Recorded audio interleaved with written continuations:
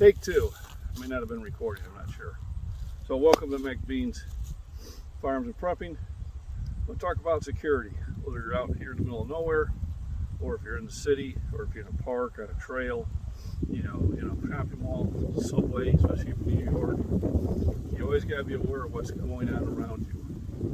I do live out here in a very country setting in that, but I have gone on my hikes. I go 3-4 miles on a hike, and I have come by some of my neighbors and walked by them, and they never knew I was there. It's a terrible way to be. Yeah, I know we're out in the country, and the chances of something bad happening are less likely, but it's no reason not to be alert.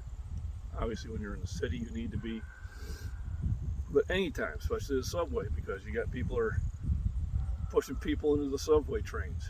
You know, what they're doing is they're looking for somebody who's not paying attention, and that's who they're going after.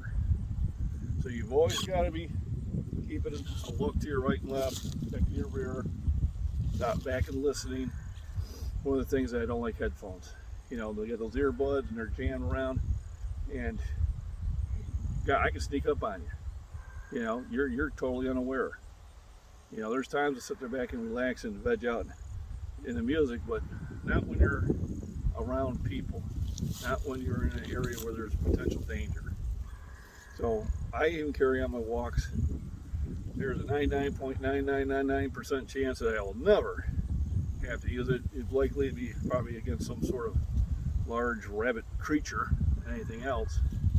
But I'm always paying attention to what's going on. If you notice, when I'm making my videos and holding the camera out there, I'm always looking around and scanning, because even though, you know, I'm in the middle of nowhere, people still drive down here.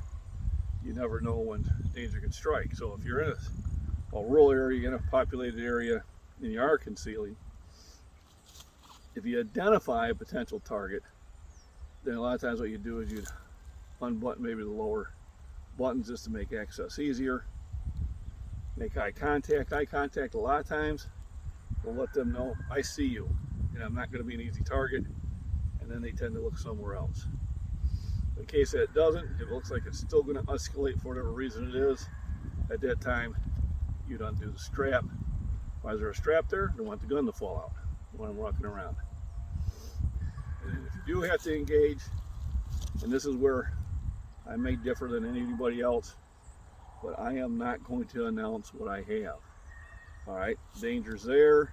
All right, I'm coming back, I'm pulling it out. Now notice, my finger is alongside the gun. It is not in the trigger. All right, even though this gun needs cleaning and has a safety, I'm still going to keep it in the trigger. All right, so all I do is once I pull it, I'll snap the safety down. Now this is live.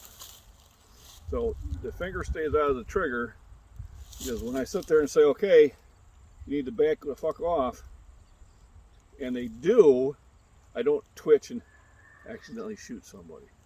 But if they don't, then the trigger comes in. Finger is going to come into the trigger. At this point, I feel I have to shoot. My dad taught me never pull a gun on a person unless you feel you have to shoot it. All right, and once you do, if the threat keeps coming, if the threat's still valid, then you have to shoot. This is something you got to do to protect yourself. So, back on safety. All right,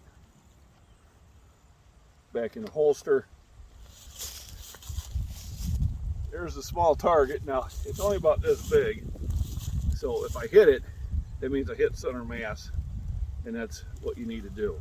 All right, so I'm going to do a draw, and I'm going to pop a couple rounds out at it, hopefully be where we can see it. So I'm going to reposition the camera. Hang on just a minute. So I reposition the camera. Target's right there. There. And hopefully you can still see me. Now, I'm probably at about 20 feet. Alright, I know people say, oh, I shoot at 25 or shoot at 50 feet. Most of your engagements are going to be within 20 feet. So that's what I practice. Alright, so basically it's like, I see the threat, I pull, safety comes off, fingers off trigger, you need to get back. If you don't do it,